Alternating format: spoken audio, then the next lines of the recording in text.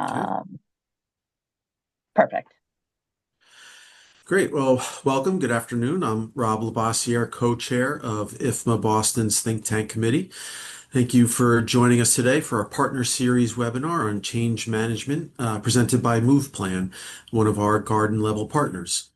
The mission of IFMA Boston is to provide a full range of programming throughout the year, including publications, training opportunities, webinars, networking, and special events for facilities managers and those who support the built environment in the Boston area.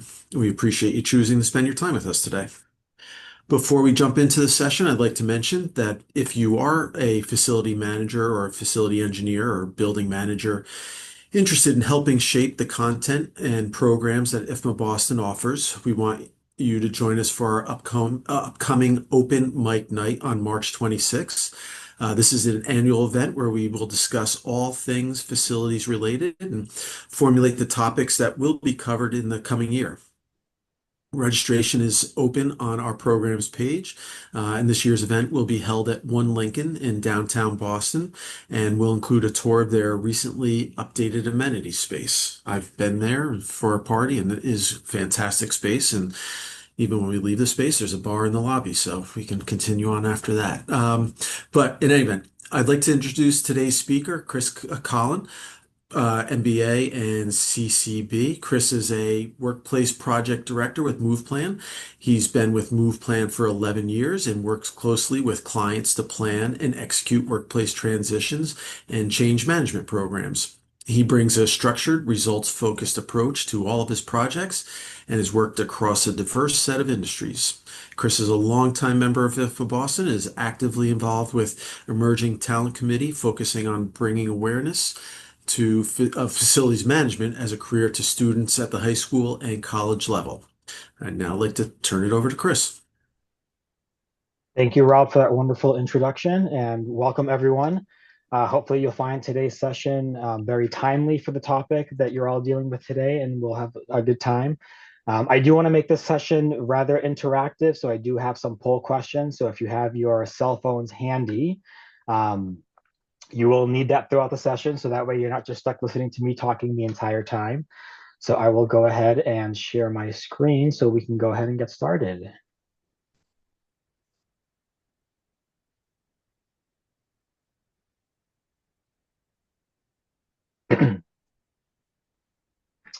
Does my screen not sharing?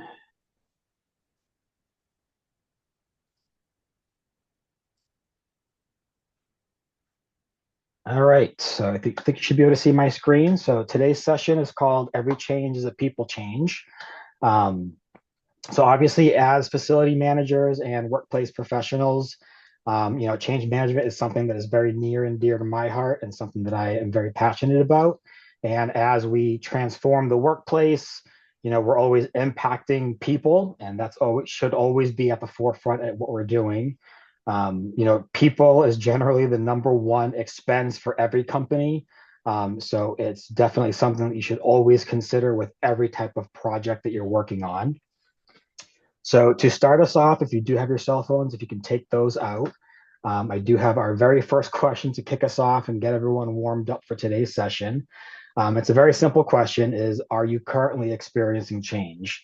And so this can be something that is work related or professional. We got our first person saying resounding yes, because the things that we're going to talk about today don't just carry on to your professional life. They are things that happen in your personal life. And when I, think about workplace change, you can't separate the workplace from the personal because, especially now with people working hybrid, they're all going to intertwine. And so, as you are changing the workplace, you have to think about how that's going to impact people in their personal lives. All right. So, see, we got everyone saying yes. So, change is going to be constant. So, no matter what you do, there's always going to be a change. And I wanted to start with this because if there's anything that I can leave you with today, any project that you're working with at work, there is some type of change and you have to address it. Even if you think it's not going to have an impact, it's a change.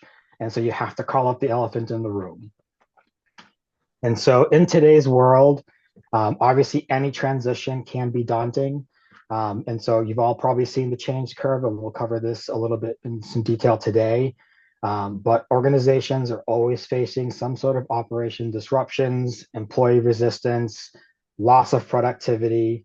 And so, really, step one is recognizing and acknowledging that it is a change no matter what you're doing.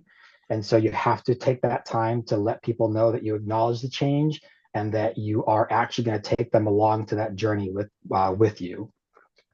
And really, without that structured, people-centered approach, any of those challenges that you're going to have, it's going to hinder success, you know, and really prolong any of the recovery times.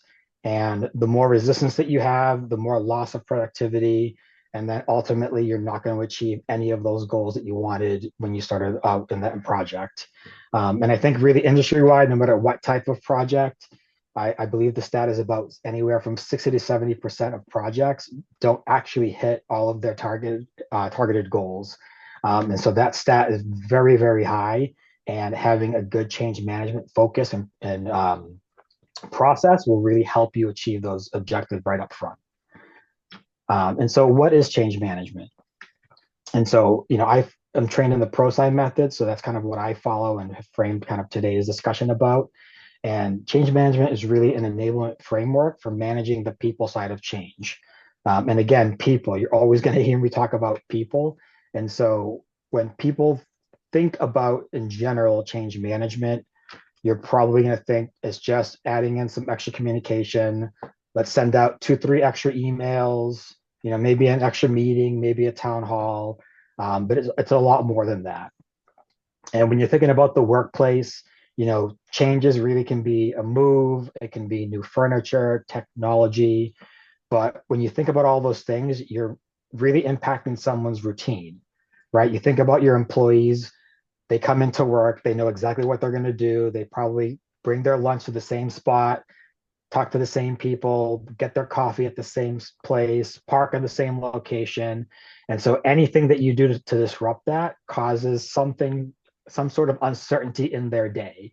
And that can impact when they pick up their kids, when they drop off their kids, really anything. And everyone's going to be impacted and, react to those changes differently. And so that's why having a good change management framework will help those people adapt to those things in a much better way. And so looking at change management, one of the methods that ProSci uses is called the ADKAR method. And it has these 5 pillars. So awareness, desire, knowledge, ability, and reinforcement. And so this is one of the ways that you can, really look at structuring your program. So when you're looking at awareness, this is really just getting people to understand why there's the need to change. So the why is really upfront. Why are we doing this? Is there a business objective?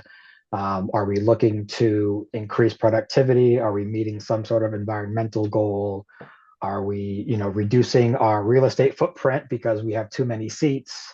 Are we increasing our footprint? Are we changing amenities? Why are we actually doing it so that people understand the thought process behind it?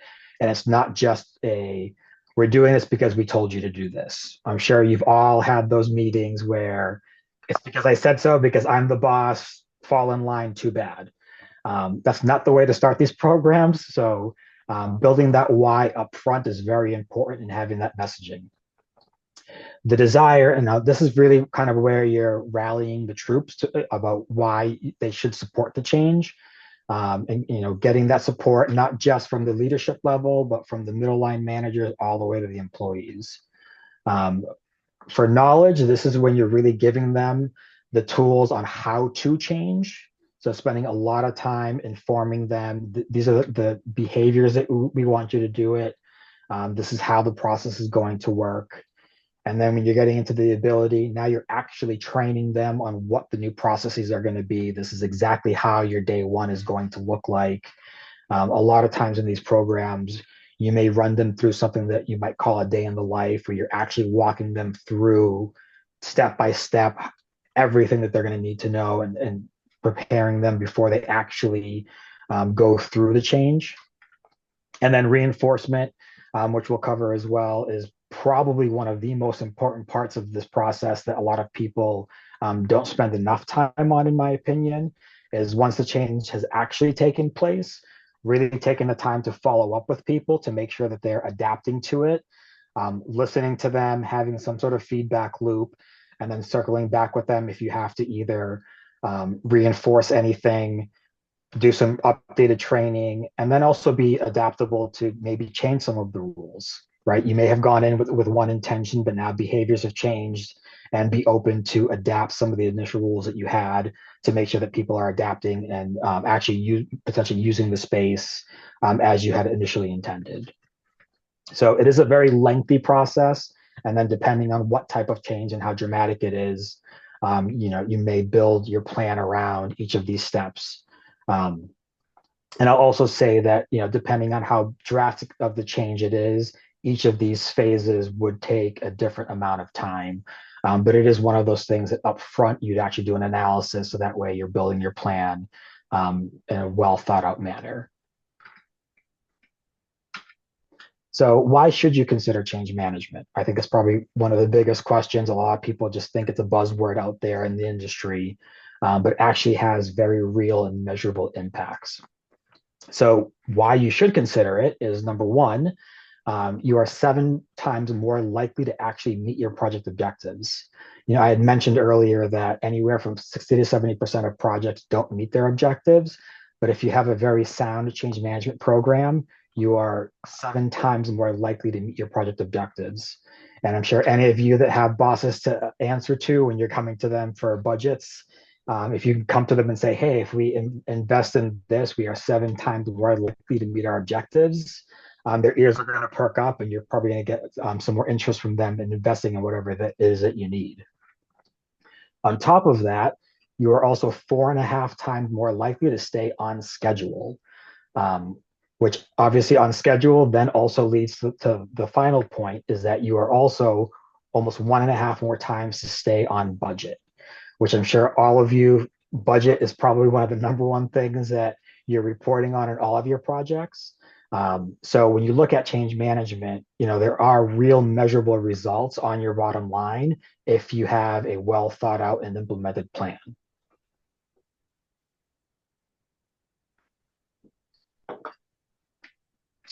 All right, so next poll question. Do any of your organizations currently deploy change management during any of your projects?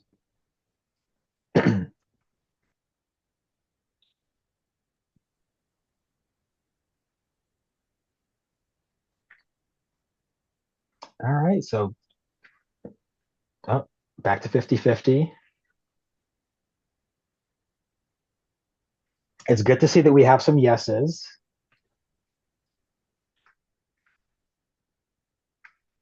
I'll take the 60-40 split. I think it's usually a little more drastically on the no when I ask people, but it's good to see that people do it. Excellent. All right, and then the next question is, do you wish that your organization would implement change management more into projects?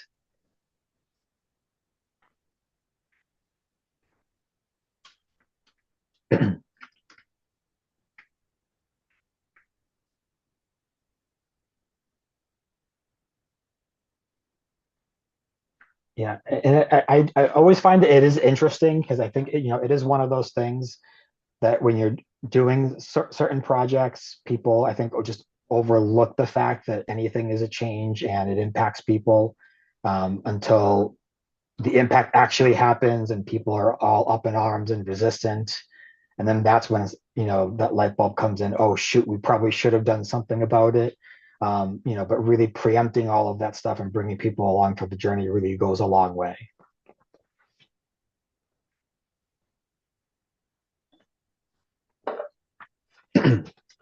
Excellent. So for today, what I want to do is just kind of cover with this group what I kind of bucketed into 4 areas of some of the typical workplace transitions where I see these transitions happen, but the change management portion does not happen and should happen. And so the 4 areas are open unassigned seating, which I'm sure all of you are experiencing now, which is probably one of the hot button topics of the age. New technology, which happens a lot and people don't think about the change management portion. Implementing new space types is big, and then new processes, which I think happens, as an umbrella of all of these things. But again, something that people don't really look at as impacting people, but actually does change a lot of things behind the scenes. So even before you start a project, one of the things that you do want to do up front is actually looking at the change impact. And so the way you would do this is by doing a change impact assessment. And so this actually helps you understand what is the magnitude of this change. So as you're starting this project, are all of these changes going to have a high or a low impact? And actually, who's impacted by this, right? How many people? How drastic of a change is this from what we're doing today? I think this is one of the things that doesn't happen up front in a project and really needs to happen, because this will help you understand how are you going to communicate to certain groups, because not all the groups are going to be impacted the same way. Not all roles are going to be impacted the same way. I'll say from my experience, the group that I'm speaking to today, especially with facilities managers, generally aren't spoken to up front and then end up as an afterthought with things and processes that change that now you have to react to after the fact and make things work in a non-ideal manner. One thing that you could do with this impact as well is come up with a RACI chart to help you understand which groups are impacted by which changes, and whether they're a high or a low impact. Because again, you're not going to target each group the same way, because they're not going to be impacted in the same fashion. Along with that RACI chart and the change impact, there are some groups that might not have an impact at all, but just might need to be informed that there is some sort of change that is taking place. Maybe you're managing multiple locations and this change is taking place in one location, so then the other locations just have to know that it's taking place.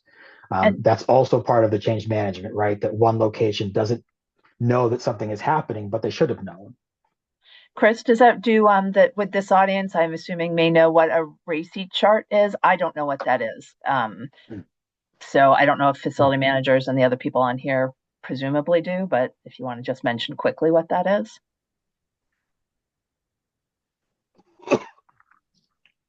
Yes, excuse me.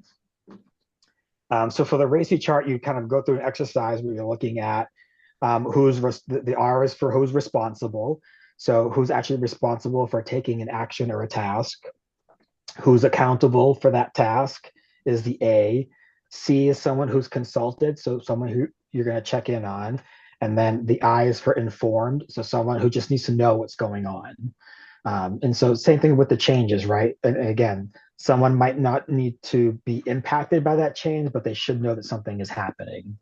Okay. I think with a lot of types of organizations that we work in or with, the senior leader of a group might sit in a different state.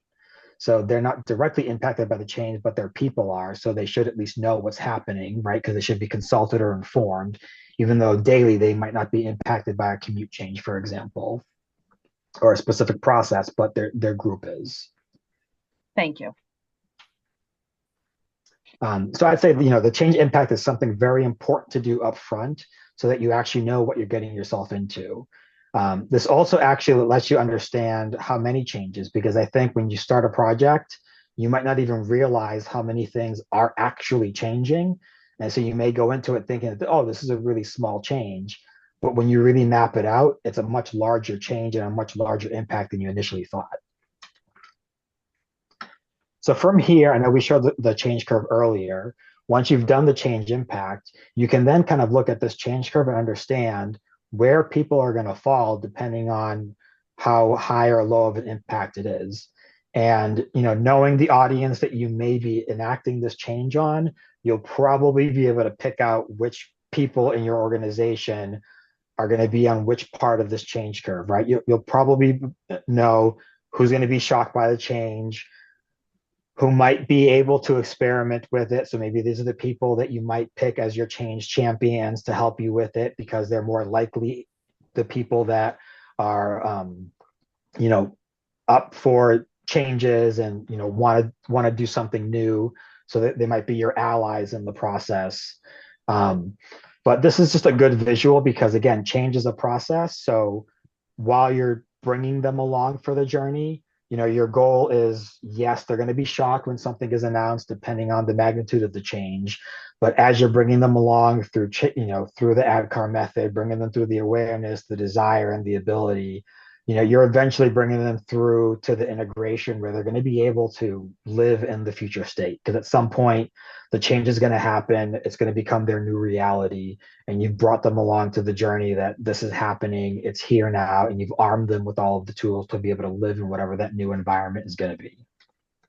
Yeah, Chris, you mind if I jump in real quick too? Go for it. Yeah, no, this is excellent. I love this slide. Great job so far as well. To really emphasize what you mentioned on the change champion, that's, I would probably say, the biggest thing when you're going through change with an organization or team. Try to find your influencers or your ambassadors or people on the team that can help not necessarily promote it. However, when they're out and about doing things in the field, if they're asking about it, sometimes you get more people to move along with it, probably towards the integration portion versus the people that are in shock and denial. Because we've all been through change where if you do it, it's great and you're the boss, but you don't bring people along on the way. We have a lot of shock and denial and frustration. It really doesn't work well. So just wanted to say that resonated, like change champion or an influencer, ambassador, get them on board, see what they think, try to have them, give them the autonomy to like help build it. So then once it is rolled out to everybody, if people start to, not you, the leader, but they start asking other people, some people can bring them along for the journey as well. So I just want to emphasize, because that was a key point and it was something that happened within my career. So just want to hit it home where this is an educational topic. Yeah, it's always great to have the allies and have the grassroots people. I like a challenge, so I say I always also personally try to find one of the more shocked people and people in denial and make that person my best friend and make it my mission to get that one person on my side and turn them over. Because I know if I can win that one person over, that'll make the biggest difference. Because then, sometimes the person that has the most denial also has the most influence. Mm-hmm. So if you can make that one person, on your side, that could go a long way as well. Turn skeptics into believers is what we used to say. Love it. And it looks like we had a comment from Crystal Thompson that she does the exact same thing. So yes, find out what type of candy they like or their favorite lunch spot. Treats are always helpful.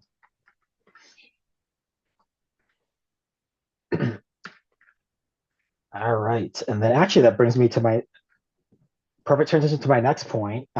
So as you're creating your strategy, part of this is really looking at what is going to be my overall plan. So part of that, obviously, upfront is you have to have very good leadership engagement and reinforcing why this is happening. And so as you're creating your communication strategy, leadership has to be there. This can't be one of those, this is great, but not for my team. I'm sure you've all experienced those types of things. Yeah, you can go ahead and do that, but I'm exempt from this. I can do my own thing, or my people can do their own thing. Leaders have to model the behavior, especially for the much larger changes. If people are, coming out into the open and giving up private offices, the leaders have to do it too, because if they don't, then no one else is going to do it. Their direct reports won't come out of their offices. So they have to model the behavior. Depending on the change as well, have to create when training is going to happen. Maybe you're doing certain workshops. For some of the larger changes, if you're potentially moving an office and introducing new types of furniture, I've had projects where if you can offer, small design changes, maybe you bring in a couple of the new types of chairs that might be offered and let employees vote on a type of chair that they might be able to select. Sometimes those minor selections can go a long way in bringing people along for the journey, letting them test out some of the furniture. But then the other piece that I did want to really highlight is the alignment of the plans, and more specifically some of the communication plans, because especially for some of the larger types of changes that I've seen, you may have the technology team has their communication plan of what they want to do. HR has their own, the project team has their own. But but there's really no one looking at all of those things from kind of the PMO level. And that can really create a lot of disjointment and disunity between the project and the overall message. Because what you don't want to have happen is, technology sends out a communication today, so does HR, so does the project team. And now people are being bombarded with multiple communications that are kind of about the same change from different people and different channels on the same day. And we all know people aren't going to read all three of those messages. They're all disjointed. They're saying kind of the same thing, but something kind of different. And so even if they are going to be sent out a little different, someone does have to look at all of those things, and there should be one cohesive plan. So that way people are being communicated to in a very well thought out manner. So even if people are keeping kind of their own communication plan, someone has to be kind of the quarterback looking at all of these things to say, hey, listen, those two messages shouldn't go out from two different people on the same day. We need to kind of get all on the same page because we are one company. This is kind of one larger project. So someone has to kind of align all of those things together so that everything comes out as one voice, one message, really reinforcing why this is taking place. Because if that happens, then you've kind of lost the audience. People are going to stop reading messages, and then you're not going to get across the really important messages that you really need people to understand. All right.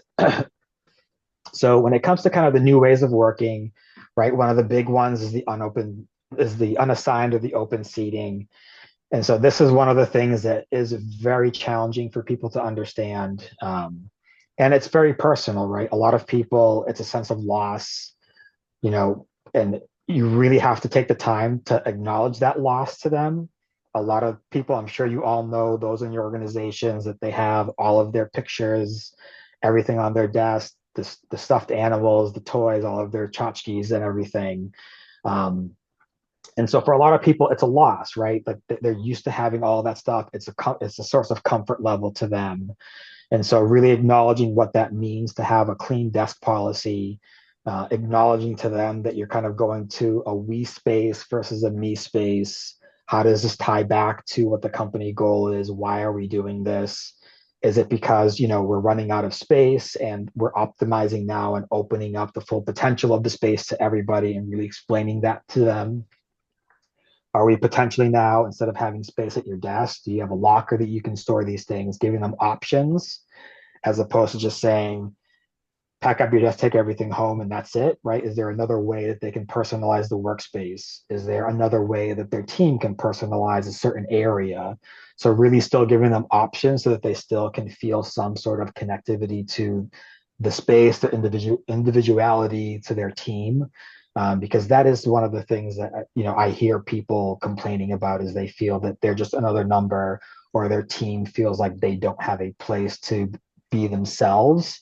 But there is still ways to create that, right? You can still have team zones. They can still have whiteboards where they can do certain things.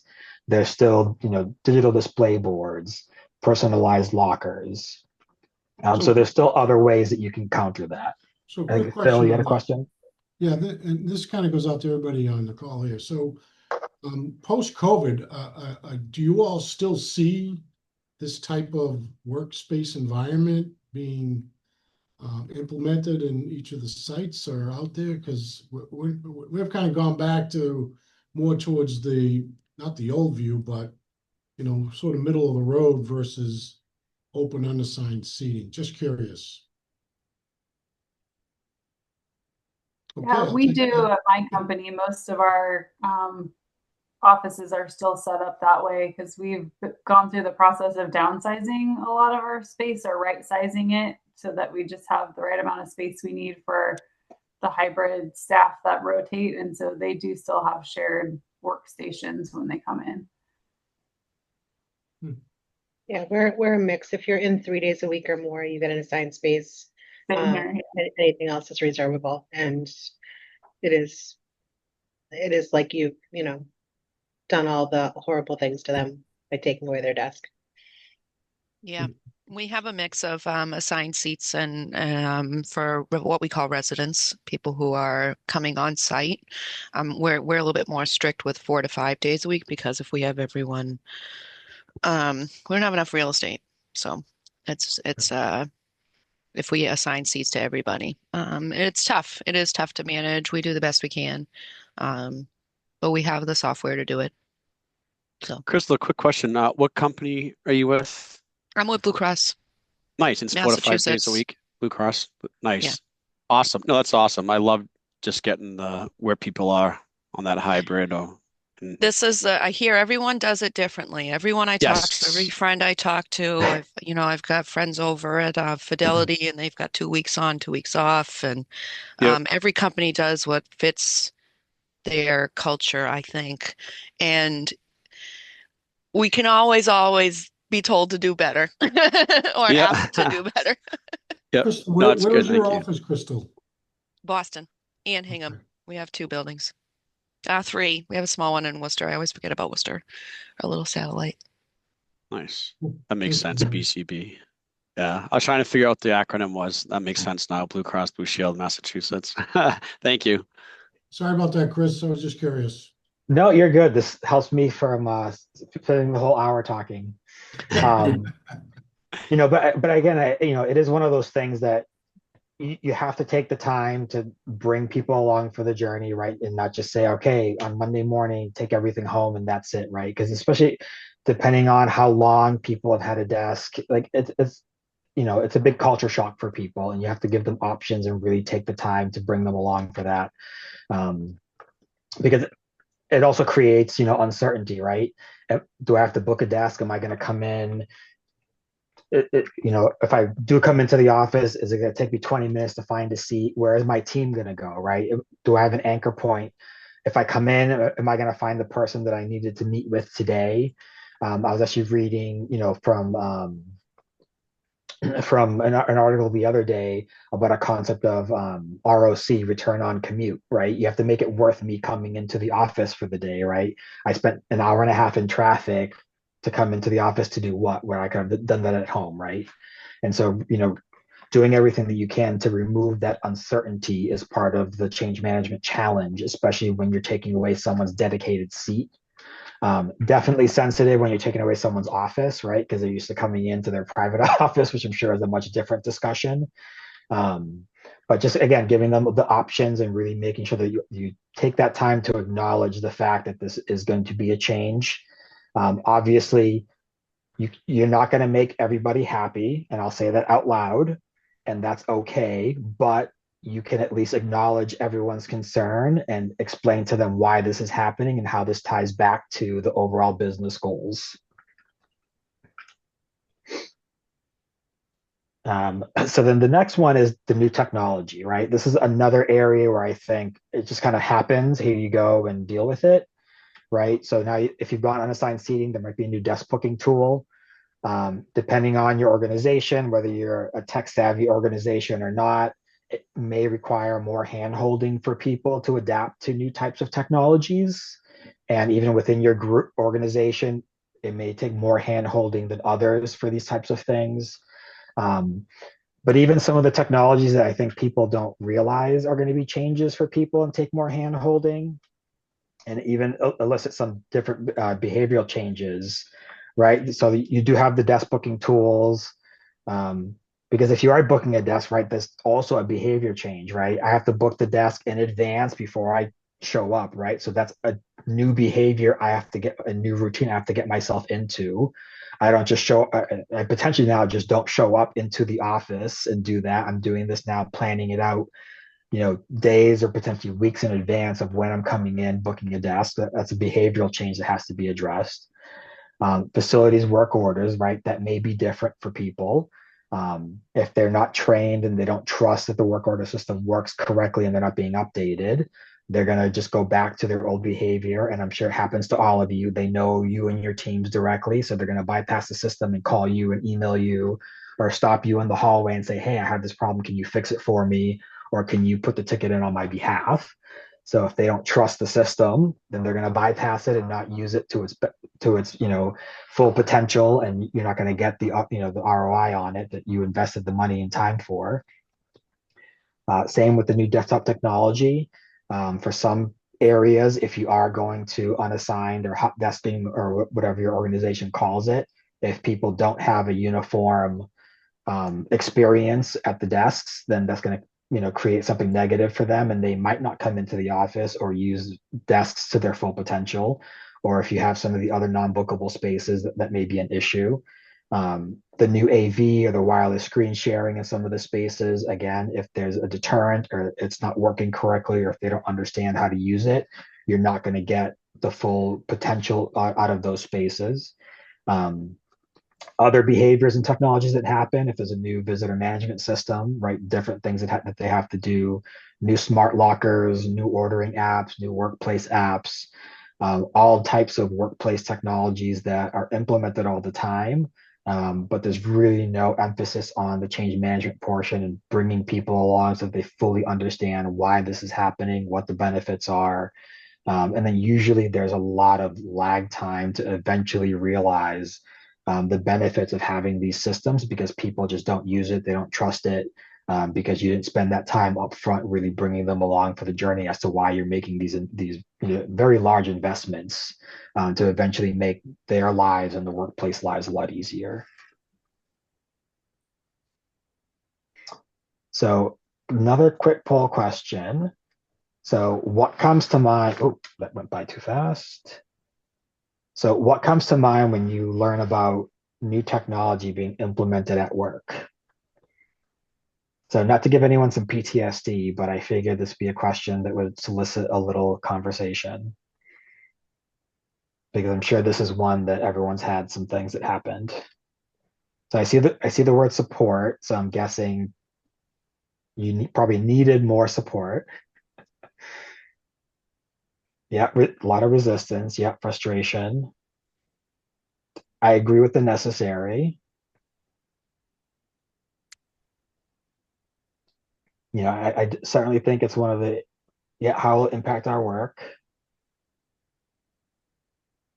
And I really like the how it will impact our work, because again, that goes back to the why. And again, one of those things that doesn't get explained up front, which is again part of the change management aspect of it, is we're doing this because it's going to help us in this way.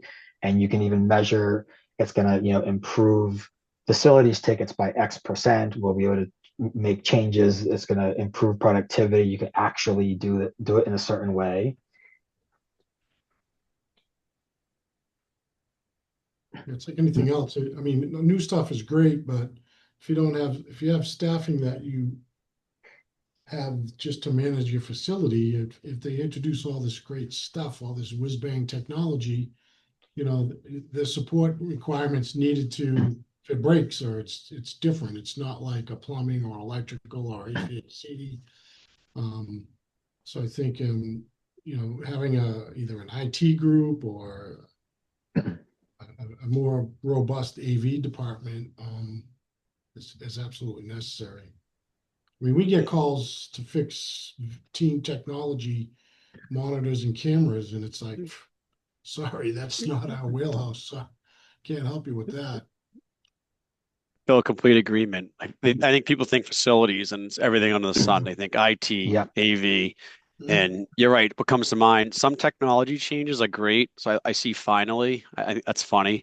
Some stuff's really good, and others, it's almost as if they literally forget about you, depending on how big your organization is. So, for example, like finance systems, they're like, "Oh, we updated our finance system."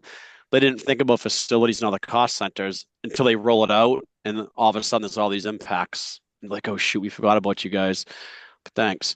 But yeah, so some are really great. Some are like, sometimes I feel like we could go potentially backwards. You think technology and change would be, you'd move forward for the good. Sometimes I think it's like maybe 5 steps forward, but 10 steps back. But again, that's an array of examples that I'm sure we've all had a chance to overcome in our career. We've seen that. We took some old conference space. Remember the old LCD projection units? Oh, yeah. They sat on the tables and whatnot. So we had a bunch of conference rooms where we remodeled them, put in the VR Teams technology with the cameras, the whole 9 yards. And I got to tell you, the rooms are booked all the time. I walk by these rooms and, they're dragging chairs from other areas in the hallway Yep. into these rooms for 7 or 8 people, but that's okay because, they're being used. Whereas before, they weren't being used. And, the question in my mind was, well, what the hell were they doing before? Did they even talk to one another, or, how did that all work? So I think it's a good thing. But again, if it breaks, we had to twist the arms of some of the IT teams to say, hey guys, who's going to fix this? Because it's certainly not, it's not that we don't want to, we don't know how to. We don't Yes. have staff that is knowledgeable in making those repairs. So No, totally agree. And then one more. Sorry, we're hijacking this a little bit, Chris, but we're all Go FMs, for it. so mostly FMs.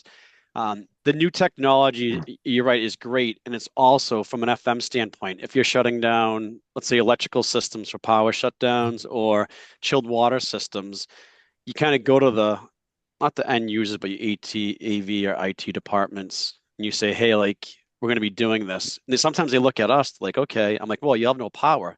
Like, what are you guys going to do? And sometimes it's a tough conversation. I'm like, well, you're going to have to either shut that stuff down or we can provide spot coolers. But to your point, there's the training for not so much the facility staff, but enough training or a handoff with the IT or AV so they can understand their equipment and have methods of procedure on how to shut down the equipment for extended outages that impact FMs. All right, Chris, I'm done. Going on mute. No, you're good. All right. So then the other area that needs a lot of change management and definitely doesn't get enough attention are all the new space types that I'm sure you've seen in the last few years and probably will continue to see get implemented. And a lot of these are some of those non-bookable spaces. So you've got the huddle rooms, phone rooms, open collaboration, the project rooms, the high top, low top tables. A lot of places now have, like the cafes and social areas that can serve as, work points or other places where maybe you just have impromptu meetings that you don't need technology for. You can go grab a coffee, have a one-on-one with your boss, or meet with a few people with just your laptop. And for a lot of places, especially if your change happens to be moving into a new building or building one of these spaces, it's a pretty large investment to either buy these rooms or take up the real estate to have these types of spaces, and to just see them underutilized or not used at all is a pretty large capital expense that you've now wasted, right? And so really taking the time so people understand, the function of these rooms, how they can use it, giving them examples really goes a long way and will really help you optimize how you're using the space. Particularly for days, I think it was Crystal, you mentioned, if everyone came in, everybody wouldn't have a seat. But these are the types of spaces that really help give you the overflow for some of those days. If someone does have an all-in Teams day, all of these open collaboration spaces, high top, low top tables are great spots for people to touch down in between meetings where they can just use their laptop and pop in. And so as you're building out your change program, you're going to want to take the time to show people what these are, go through the types of rules and behaviors. Particularly I'll call out things like the huddle rooms or the phone rooms aren't, meant to be someone's private office. I'm sure you've all seen the camping. And so someone who comes in and they sit in this room for the entire day. Well, that's not its purpose, right? And so that's one of those behavioral changes that has to be addressed that you're going to be talking to people about throughout the entire change program is what are the rules and etiquette expectations of these, right? These are we spaces, not me spaces. This room might happen to be in the general neighborhood where your team sits, but this isn't your team's room. This is for anyone in the company to use. So this isn't a spot for you to put your own paper sign that this is going to be so-and-so's office for Tuesday because they're coming into the space. So these are all going to be behavioral changes that you're going to have to reiterate over and over again. But also if people just have never seen these spaces again, right? So then something you have to teach them how to use them for, and then continue to reinforce them as they're going along. I see a lot of the head nodding, right, with the people camping out in these rooms. Even when visitors come in, because again, these are meant for people to be, using them throughout the space so multiple people can have access to them, particularly if people are just out in the open, sitting in, more open workstations, because I'm sure most people remember the 5, 6 foot high old school cubicle walls that no longer exist. So if people need to pop in for a private phone call, there should be a phone room open for you to just walk in with your cell phone, or if you have a quiet training or you're presenting on a meeting, you should just be able to walk into one of these rooms, use it for an hour or two, and then walk away and go somewhere else.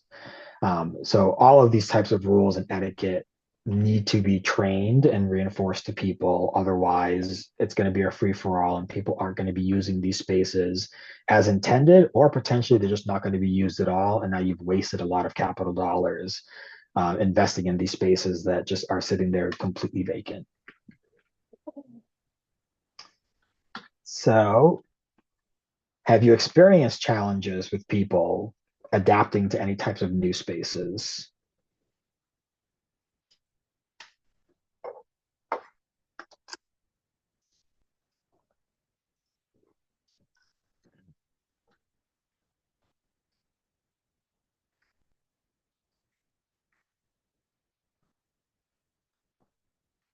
And I guess I'll ask if anyone's willing to answer. Um, for the challenges that you've seen, where the new space is just kind of placed there, and it was figure it out on your own, or was there any attempt to like teach people how to actually use these spaces before they were implemented? Yeah, we had that. We had that happen. We have a long-term lease at Blue Cross, and we built the space 10 years ago or 11 years ago, and that fit the need then. And then everyone was sent home for COVID and basically worked out of a private office for years. And what we find now is our workspace is too open, and it's totally valid. And so when we explain, we have the spaces, but we also have a capital expense, and we plan for the furniture investment to last for 15 years. So we are seeing that struggle, and especially in our industry, we can't spend capital dollars on new furniture. So we are definitely working on internally on my team on um, a lot of finding. We have ambassadors here in the company for space, and um, we're just always my real estate team is always interacting with the business. But it's challenging, very challenging. Yes, yeah, it's always a challenge getting people out of their habits, but it's doable if you're invested in the long game of the process. For sure. But then speaking of process, the other part of change management that I think when you're doing any type of change that gets definitely overlooked is really what processes are changing for people. And so these can be things like new commutes, really impacting someone depending, if your office is actually physically moving and now you're doubling someone's commute, like that's a big change for people, right? That impacts their personal life, time with their kids, their families, pick up, drop off times. You might not be able to change that, but you should at least acknowledge that and explain to them why the move is happening.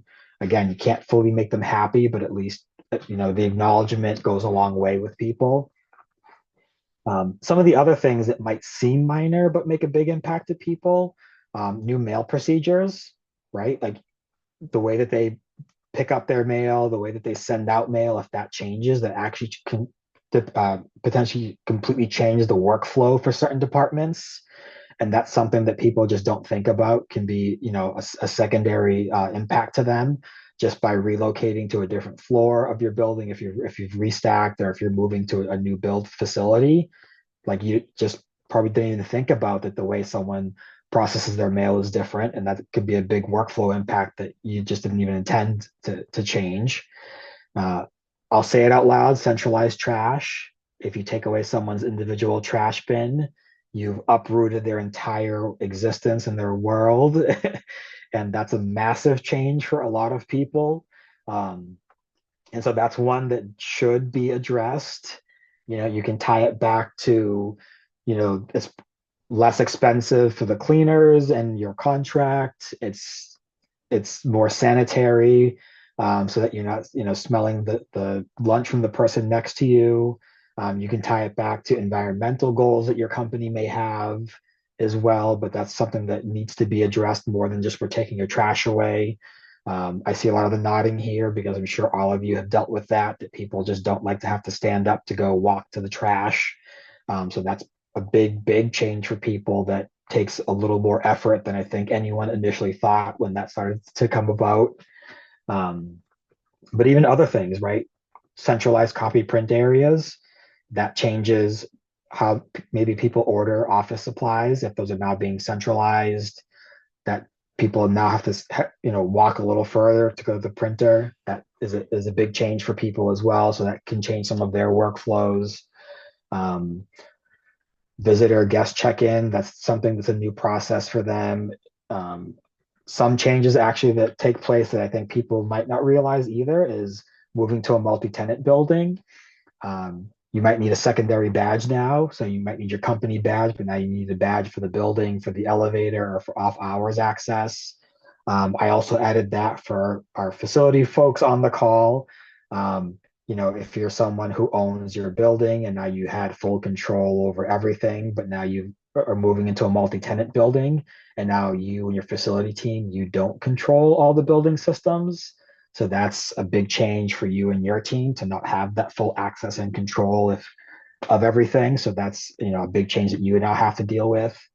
So there's a lot of other, I remiss to call them secondary changes, but again, if you go back to the beginning when we were talking about the change impact assessment, these are some of the other things that would come out of that when you really sit down and map all of the things that can change when you're just thinking about your initial project start. And so these are some of the things too that even some of the departments that you're impacting, they may come back to you with questions and say, hey, how am I going to do X, Y, and Z now that this is happening? And then they may come to you and say, oh, I didn't even realize that was going to be a change. So things may continue to come up as you're going through the project.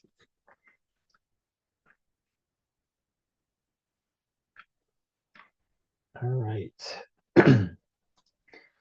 And then post-transition, again, which is equally as important, is really making sure, and if we're going back to the ADKAR method, we're on the R for the reinforcement, really making sure that you have some sort of support and you're offering a feedback mechanism. Once you've implemented whatever the change is, you really don't want people to go back on their old habits. You want people to adapt to the change and then make that their new behavior going forward. And so making sure that you're getting feedback from people. You may have to offer more training depending on what the change was. You want to reinforce the behaviors, which sometimes could be a challenge. I think about people camping out in some of those non-bookable spaces of their private office. You may have to have those difficult conversations and reminders to people to say, hey, I noticed you've been in that room for 6 hours, tomorrow, or can you not do that? You may have to put up additional signage with the rules that, this is a space that's only meant for 2 hours or whatever the case might be. But you really do have to stay on top of it. So, the change management aspect doesn't end on go live date. It's going to continue. So whether you're doing this, for the next 30, 60, 90 days, that engagement is going to continue. We talked about having, your champion or your grassroots people. You're still going to continue to have that coalition and follow up with them afterwards, meet with them every, couple of weeks afterwards, get some feedback. Maybe you put some QR codes around the space to understand how people are adapting, get some additional information from them. You can do some listening sessions, update some FAQs. And I think the other piece of it too is, be open to adapt some of the rules. You might have gone in there with some initial expectations, and then maybe some of the behaviors do have to change. But I would say, if you have something solid, you want to reinforce the behavior, but don't fully bend. So there is going to be that fine line of refining some of the rules, but still sticking to what your initial intention was. But again, you have to be able to reinforce and follow up with people. If not, they're going to revert back to their initial behavior. Week 1 might be okay. They're following the rules. but 30 days later, if you kind of back off of it, they're going to go back to the old behavior. So you want to make sure that you have that mechanism in place to keep following up. So that way, they stick to the behaviors, and whatever change you wanted to implement stays there until it kind of just becomes their day-to-day expectation going forward. And then I think one of the last things I wanted to highlight, and then I have a couple of questions for everyone, is the concept of change fatigue. Um, so it's something to be aware of. It's something that's real. And change fatigue is something, really where people are just tired of it. I'm sure a lot of you have gone through periods of time in your career where, you're at work and there's just way too many things happening with change. And, when I look at change fatigue, I think of it not just at work, but also, you're dealing with people, right? So this all comes back to every change is a people change. The person who's giving you the resistance at work, it might not just be because they're tired of changes at work, right? They have changes that are happening in their lives. So there's other changes behind it. So don't take their initial resistance personally. Change, you want this entire process to happen with them and not to them. So you kind of have to just take that second, pause, hear them out, and realize that change fatigue might not just be work. There might be some personal things happening. But even with the change fatigue, that's one of the reasons why up front I talked about making sure that you have that one cohesive message. And that way you don't have multiple different communication plans and people sending out different messages, because that can also cause some of the change fatigue when they're just getting bombarded by too many different people, because they're just going to stop reading things. And so that's why you kind of really have to take that time up front to be methodical and plan out exactly what you're going to send out, when, who's going to send it out, and really be thoughtful about that process. And so to kind of round this out, I did have two questions I wanted to ask everyone. So if you have your QR codes out again, kind of keeping some of these concepts in mind, what percentage of employees do you think report experiencing change fatigue?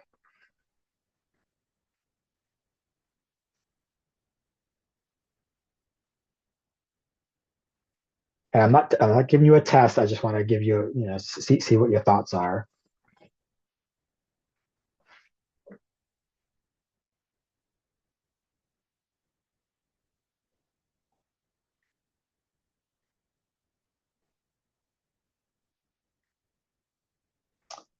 Okay.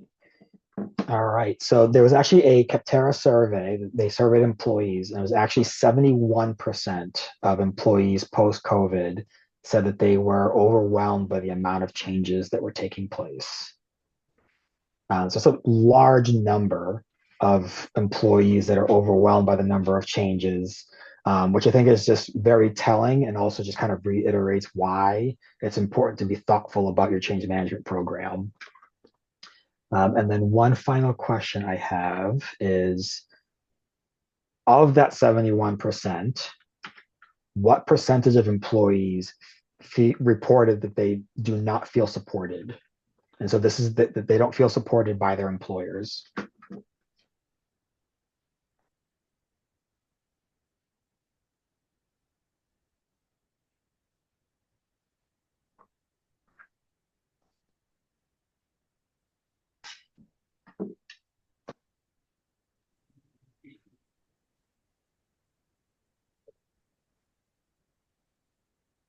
Yeah, very good. So it is. It's 83% of employees said that they don't feel supported by their employers when it comes to change. So why do they Big come to number. work? Big number. Yeah, so it's very telling as to why you really should think about making sure that you have change management implemented in your projects, because it's 83% is a massive number of people that feel that they don't have enough support from their employers. And then just last question for you is, now that you've learned a little bit more about change management, can you think of a past initiative that would have benefited from a change management program? I'm telling you, there's one or two of you that are very quick on the survey button there.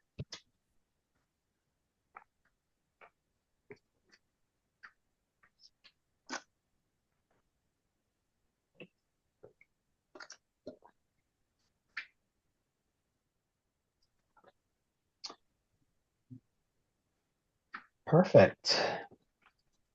Nice job, Chris. Thank you. So just a couple of quick key takeaways. Obviously, change management has real impact on projects. We covered how it's 7 times more likely to help you meet your objectives, 4.5 times more likely to stay on schedule, and 1.5 times more likely to help you stay on budget. Simple changes to you are actually big impacts to other people, so keep that in mind. You always want to make sure that you're aligning the message and the why to people. You're not always going to make everyone happy, and you can't solve everyone's problem, but you can always explain to them why it's happening and how this ties back to the company's mission or goals. And then always bring people along for the journey. Again, can't solve their problem, but they'll appreciate you listening to them and helping the changes happen with them and not to them. And then thank you all for joining. Love to connect with you on LinkedIn. And if you ever want to chat again, please reach out. Would love to have a conversation with you. Awesome. Thank you so much, Chris. I think this was fantastic. I got the privilege of meeting with Chris last week and getting a little preview on this. And the centralized waste is still a little too soon from a change management perspective. But thank you, really. If anybody has any questions, feel free to jump on before I wrap it up here. But if there's any questions for Chris, or obviously he just put his contact up there, you're always welcome to reach out to him. So. All right. Well, Chris, thank you for always being a partner. You're always a familiar face at all IFMA Boston events. So thank you for doing this today. And thank you all for joining us today. If you're not a member of IFMA Boston, we hope that you found today's program valuable and that you'll consider joining our chapter. If you can find the information on our website, ifmaboston.org, or reach out to the lovely geo@ifmaboston.org. And just so everybody knows, we will be sharing Chris's slides at some point, either later today or tomorrow. So thank you. Awesome. Thank you, everyone. Gotta go. Bye-bye. Thank you all. Bye.